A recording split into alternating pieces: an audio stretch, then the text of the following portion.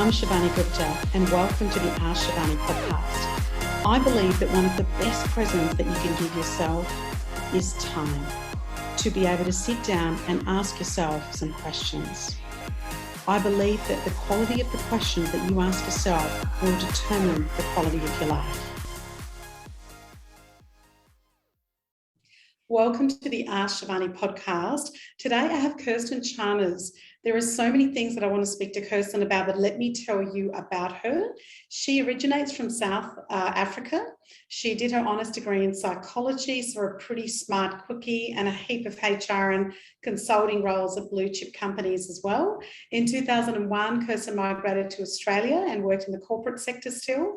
And then she has worked and trained management staff in Australia, Singapore, Malaysia, China, Korea, and it keeps going. A lot of about interviewing techniques, so you can understand why I'm a little bit nervous interviewing and asking the questions on the Ask Shivani podcast of Kirsten today.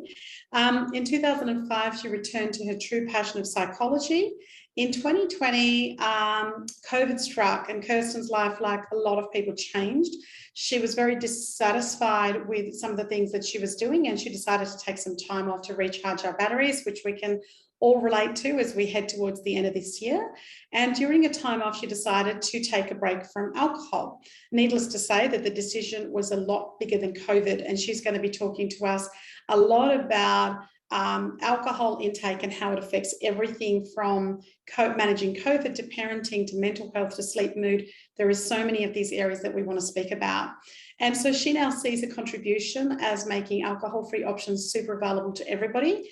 And her business is called Point Zero Sellers, which I love that name. Because when I get into some questions, we're going to talk a little bit about different things. And I had this great experience with some zero alcohol the other day. But firstly, welcome. Thank you. Thank you so much for having me. What a lovely entry. So I hope I can keep it up. Oh, I'm sure you can. And I love that accent coming through too. So it was always good to let people know that you're originally from South Africa. Now, right. I know I've talked a little bit about that in the intro already, but one of the things I think is so important, Kirsten, is that people have these massive highs and massive lows, right, before we get to where we have. So can you take us through some of those? They might be in your business life or personal life, but take us through a little bit of those that really have helped you arrive to where you have today. Yeah, good question. I think immigration, just as a start, is probably one of those times where you have to forget everything you've ever done, everything you've ever been, all the connections you've ever had, and have the courage to step up and go, okay, world, I think I can take you on. Lucky I did have a husband, so I can't say I did it on my own. But before my husband and I decided to have kids, we thought we'd give this a go. He's actually an entrepreneur himself. So he started a business and I was the support person. So that's hence why I carried on in corporate. So yeah, I guess there's that. It's a big change. But also the fact that yeah, we have this very entrepreneurial thinking in our family. So each time I've made a change in my career or at home, it's always been, I can do it. It's always been, you know, let's just go for it. So went into corporate, loved it. And, you know, again, lots of highs there. So corporate is fun. It's exciting. It's, you know, you play the corporate game as a female, you're trying to, you know, hit all those levels, trying to break through that ceiling. And I'll talk about how alcohol, you know, was part of that. And it did serve me well for a while. And then, you know, I thought of kids, and I think you sort of have to retake stock again. And it's another change in your life. And you think, can I cope with a 12, 14-hour day and still contribute to a family? And of course, unfortunately, the answer was no. I don't think we'd balanced it by then in the corporate world. So I did go back to my study life. And again, you know, total stranger, walked in with two pregnant bellies over sort of 4 years of study. So always looked like the very odd student compared to the rest. So stuck out again. But yeah, it was good. It was the best experience to be able to do something intellectual while having children. And yeah, went into private practice, having had a business already. Again, new change. Most people went, oh, do you sure you want to jump straight into private practice? You haven't really worked for someone else. And I went, yep, pretty sure I can do that. So did it, loved it. Done that for 10 years, more than 10 years. And then, like you say, COVID struck. It must be just a change for Kirsten again, because I just didn't love sitting in front of I know we're doing it today and it's offered some great opportunities to talk, that's for sure. And I love that we do all this kind of stuff now, podcasting, but counseling to me is on a different level. And I wasn't enjoying counseling on telehealth. And I know heaps of psychologists are still doing it. They're doing a beautiful job. But I also had a therapy dog. So I think that made a difference. I worked with kids predominantly. I think that makes a difference too. And yeah, just decided change number, what is it, 3, 4? I lose count. But yeah, so that's where we are today. Was that a good summary? That's awesome. That's awesome. Tell me a little bit of the vision behind the Point Zero. I know, again, I touched on it a little bit, but tell me a little bit about your journey around that, maybe the ups and downs of that to get and start up this business called Point Zero Sellers. The ups and downs in terms of my journey with alcohol, the business. Well, kind of the alcohol bit that got you to the business. Yeah. So alcohol has been a huge part of my life, and I can't say it's been a bad part. That would be lying. We partied as a family, South African family, very similar to Australian, barbecues outside, the climate is similar. So I grew up with, drinks flowing. And when you had people over, you had alcohol. I started drinking at 15, which I know is pretty early. I was smoking at the time too. I have ditched that 20 years ago. So that I ditched much earlier. Hubby doesn't smoke, so that went quickly. So as I say, in the corporate world, I found that making connections was so much easier if you were doing it at a restaurant. You could do all the, stuff you needed to do behind the desk, but if you really wanted to catch up with the CEO or be known to that upper echelon, that was the way to do it. And so I learned that real quick. In my first job, I was 23 when I got my first management role. And I can squarely place that I was talking to the CEO at the pub. It was a catering company, so they had an internal pub. I don't even know if companies still do that kind of thing, but and I knew that was the place to be. So it served me really well, but there was a downside. So it also, my dad used to drink too much. I used to call him an alcoholic. I'm not sure if I was just a nasty teen, because if I reflect back, he's passed since, so I don't know. But there would be the downside. The party would always end, and the party didn't always end nicely. And Dad would, you'd scuttle when the party ended because Dad's mood was unpredictable. And so I had that at the background, that alcohol wasn't always great. And then as a parent, I grew up, as a parent myself, I fell into the mummy drinking culture. As you got your pram there, you're sitting there and you're chatting to other people, and why would you take a walk when you could have lunch and have a glass of wine and sort of chill? And then of course the whole culture of, well, you've got to reward yourself, you're such a, you've done such a tough job as a mum. And so the marketing in alcohol is huge. And I fell into all those traps. And then that's when COVID happened. And it was by chance that when I took my time off work, I said to myself, okay, well, let's do a health kick at the same time. If I'm going to take time off, I can't complain about being stressed. I can't complain about, too much socializing. So there really is no reason to drink anymore, because my reasons were socializing or to chill, and those weren't a problem. And then I suddenly realized alcohol was not that easy to stop. That came a bit of a surprise. I was like, oh, wow, I really gritted my way through the first 30 days. And everyone does the dry July or in January. Let me tell anyone out there right away, you're doing the hardest part and you're not getting to the good bits, right? So by day 45, I remember distinctly, because I looked at my diary and I suddenly went, oh, I'm feeling heaps better. Like suddenly all the psychology that I knew started to surface. I slept better. I looked and felt better. I was less angry, less cranky, less under the pump. Like I didn't, it was completely different. And I thought, this is good. I can do a year. So my plan was a year. So we are a couple of weeks short of a year now. And then, I think I'm a bit of a all or nothing girl. I threw myself into the literature. I read everything about the sober curious movement. And I didn't get too heavy about how bad alcohol was, because I knew for me it had its place, but I certainly learned how toxic it is. No matter how well you manage it, is a toxin you're introducing into your body, and it has massive effects that we regularly downplay. And so I had to try other versions. I was so used to the culture of having a glass of wine that I found it really tricky. My hardest part was what to put in that glass when I'm standing in front of someone. So when I did get to hang with people, I felt naked. I felt like, when I stopped smoking, it was the same. What do I do with my hand? I used to put a pen in it.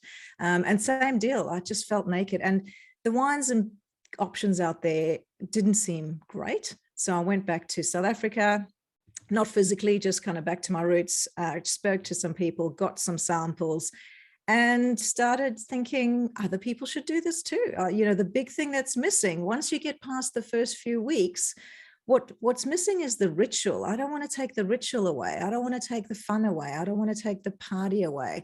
So now I rock up with my bottle, and I don't care what's in your bottle, and don't want to have the discussion. Are you, a recovering alcoholic? No, I'm not. I just want to rock up like you would rock up and have a coffee with me and not ask me whether there was caffeine in it. People don't ask dumb questions, just enjoy. So that's where I have ended up. That's amazing. I love that. And I just love the fact that you've gone, I want to be able to have the choices like somebody does with the types of wine where we don't have that, which we can get into. I want to hear more about 0.0 cellars, just to stay on you and how you address problems, challenges that come your way. Do you have a process or a way, like some people go, right, this is how I attack it, this is how you do it. What do you do when you get challenges, which I know you've had thousands of? Do you have a bit of a system or a process when they come your way to kind of go, right, let's go into it this way? I've thought about that. I think what I do a period in my head that's kind of like pre-prep. So before I sort of launch in, everyone sees me launch into something and they think, oh, she's just taken that on. But no, there is actually some pre-prep involved. And I'm a student by nature. So whenever I'm making a decision, I have to gather lots and lots of information. So I think I read about 12 books in the first 3 months, and got to know every podcast, got to know social accounts, just really threw myself into who are these people that aren't drinking? Can I relate to them? I actually like them, not just can I relate to them. These are great people. And these are people that are not boring.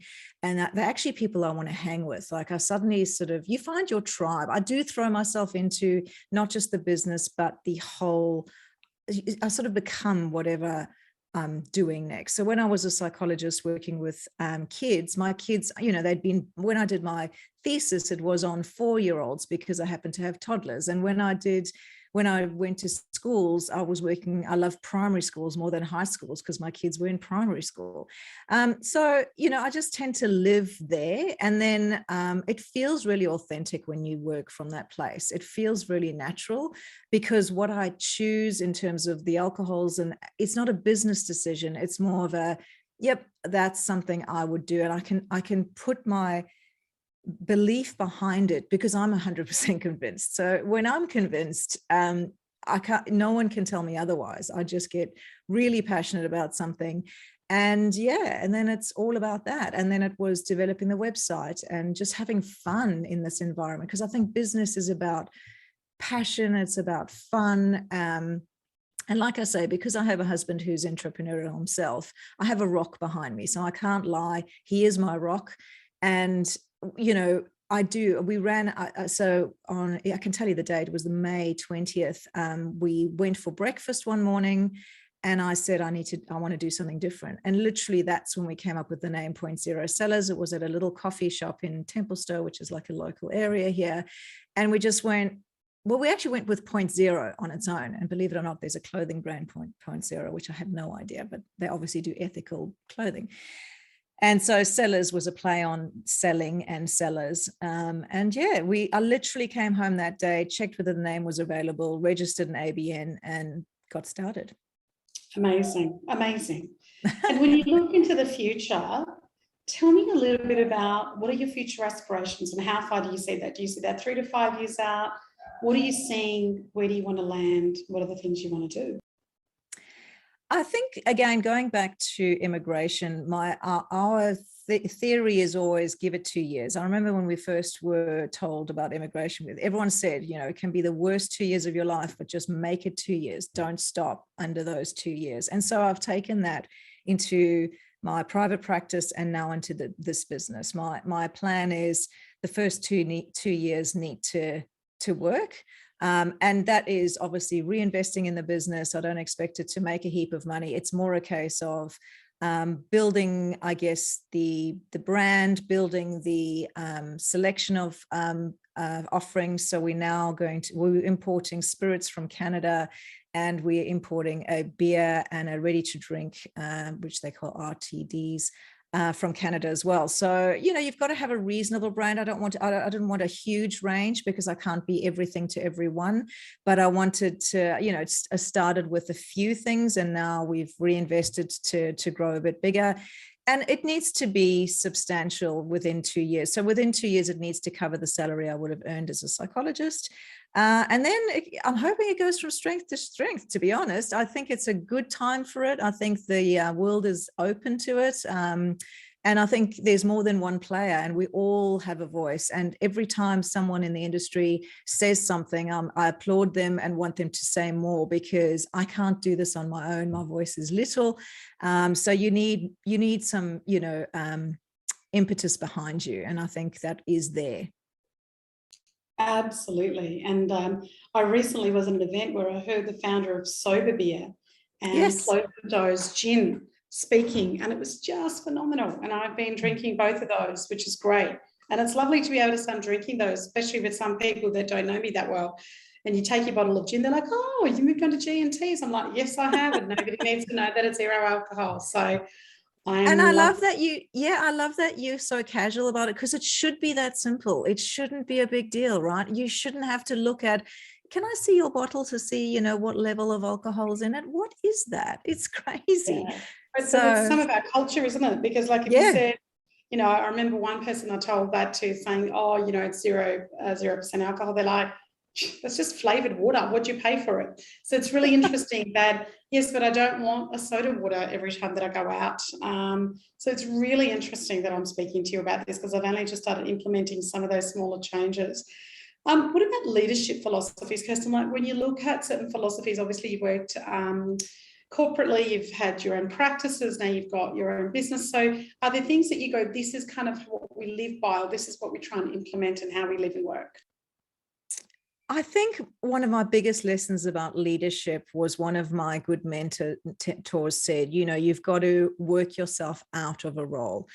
So, you sort of hand over to people below you, because if you hold on to that role, all you're ever going to be able to do is that role. But if you start to delegate, you move up to bigger things. And so I've had some amazing mentors. In fact, my boss at Accenture, which was Anderson Consulting, we're still good friends today. We go for walks during COVID, and I'm telling her about my business, and she's so supportive. And she was my manager, and she just was what I would call a good leader. It's not about being possessive about your space in an organization. It's about bringing people with you, because you can't do it alone. But it does take some guts. You've got to stand up and talk sometimes when others want to hide behind you, and that's okay. But then you also sort of encourage them to stand up as well. And even in psychology, I think, having coaches, so it shifts from the corporate world is more sort of, you've got your mentors and you've got your managers and that kind of thing. When you're in your own practice, and, you probably know this yourself, being your own business, private practice is very similar in that you operate on your own. But I made sure I was working. So we had independent businesses, but I was working with other psychologists. So we would debrief over lunchtime. And again, it's about finding people with common goals, common values, people that will push you. I often found people that were quite different from me. So I would be very, go for it. And they'd be a bit more, Kirsten, have you thought about this? And I'm like, oh, I bet I should really, shouldn't I? So it's, I needed the cautious one to balance me out, because I am the one that will just go, what are you waiting for? Like, you should be doing this, go do it. So yeah, leadership is not about telling people what to do. It's about finding what they want to do, letting them find a space to grow. And I guess, yeah, building teams that way, because you need them. You need other people behind you. Yeah, beautiful. That's great. And Kirsten, what about your wellness? What do you do when you're sitting in a coffee shop with your husband, who's also an entrepreneur? Maybe it's about switching off, and how do you guys switch off? But what do you do for your own wellness when there's so much of you that you give out? So what rituals or systems or exercise, whether it's mental or emotional, what are some of the things you do around your own wellness to manage you? Well, I love nature. I think, again, it comes back to my roots in South Africa. If I could go to a safari regularly, I would do that in a heartbeat. Since I don't have a safari available, we do tend to go to really simple places. So we tend to head up to farmlands. We've got a farm about 2 hours away. It's 60 acres of nothing, basically. There's no electricity, well, except for solar. There's tank water, no running water. There is surprisingly Wi-Fi, which was a surprise to me. It happens to be a tower that's pretty close, but yeah, we've got we take the dogs. It's got a little dam, and I love photography. I forget to do it sometimes, which is frustrating. You know how you want to go back to your old hobbies, especially pre-kid hobbies. I would love to take more photographs, but I love design. So if I wasn't doing that, I paint. There's a painting behind me, and I design. So the little cottage that we have there, I've painted bright colors. The walls are bright colors. I do collages of pictures. So I'm kind of just very basic, really. Go for walks. So I'm not a huge gym bunny. I find that all too overwhelming. I prefer Pilates or something chilled. I'm not great at reading books. I find I can't concentrate. I think that's a bit of ADHD there. But so my podcast, I've discovered podcasts in a big way. And so generally, regularly during the day, I will have at least half an hour where I say, I'm just in my room and I'm plugged in, literally plugged into someone else's story. And that's what I tend to listen to, someone else's story, or I tend to have a little macabre sort of part of me. I love prison stories and psychology in sort of strange ways that I'm trying to understand. So psychological thriller type things. So yeah, I guess I lose myself in all of that. I can do it, but if I don't do it, yeah, I'm like everyone. By the end of the year, you need a break. Absolutely, and thank goodness we're almost there. Yeah, correct. At the time of this recording, Kirsten, where do people find you? They want to know more about your business. They want to know more about you. What are the best places to come and find you? Well, I guess the easiest is to follow me on Instagram. So that's the handle is .0sellers. But on my website as well, I've just done that today, actually. I thought it'd be good to put a little call out to anyone who's at a restaurant or at a pub or whatever, who is not finding what they like on their menu, to just drop me who they are, who this restaurant is, that they can do it anonymously. So I've got a little tick box. I don't want my name mentioned, or I'm happy to have my name mentioned, but just a place where people can say, I've been to this great place and I couldn't find non-alcoholic options. And of course, online as well, we do offer, purchases there, but I don't want it to just be a home thing. I want us to be able to go to restaurants, bars, clubs, anything, venues, and be able to flick through that menu and have some really great options. So people can either jump on that and get involved, or they can, order through us, or so www.0sellers.com.au. It's probably a good spot too. Love it. I might even have to fill those out. It's this time of year where we've had all these different dinners and things on, and we've had 2 dinners this week, which has been lovely to get out and do things. And neither of those places, not one non-alcoholic drink, because I looked for it because it was going to be quite rich, and I thought I'll balance one out with the other. And I'm always going to choose beautiful food over beautiful wine. And so I thought, great, I'll just order myself a non-alcoholic wine, nothing. I ended up with sparkling water. So I might even fill that out and let you know that, right? That would be fantastic. Yeah, because you're right. It's beautiful restaurants. They should have them, and we're ordering beautiful food. Yeah, and exquisite and not one non-alcoholic. So I'll just send you that saying, please contact, because I would like to go back and eat there. But not always have to feel like, A, I want to spend $18 for a glass of wine or a cocktail. And secondly, if I'm having such beautiful, rich food, I then go, okay, as I'm getting older, maybe I'll either choose one or the other or half of each.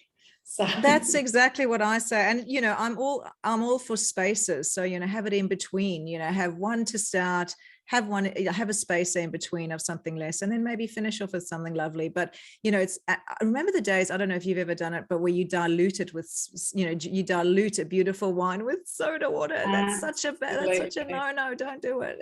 I'm not sure. I think especially when I was at uni, I did that, but I think that was a money saving exercise really to try and Kirsten, I could talk to you all day. I am going to go and check out that website, and just so excited that you are doing this work. And I think a step ahead, something that I think that this area will continue to grow, and giving choices to men and women. But, you know, for me, having you on this podcast, just having choices for me is pretty awesome. So thank you for being on here today.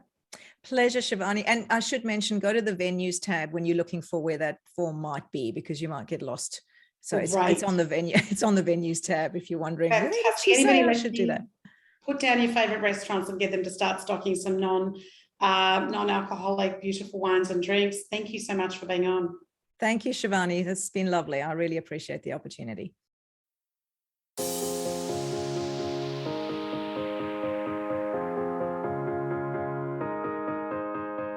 I'm Shivani Gupta, and you've been listening to the Ask Shivani podcast, where I got to ask some questions. Thank you so much for listening. Please follow Ask Shivani on Facebook, Instagram, and LinkedIn. And if you haven't done so, please go to the Apple Podcast and subscribe, rate, and review this podcast. It would mean a lot. Thank you.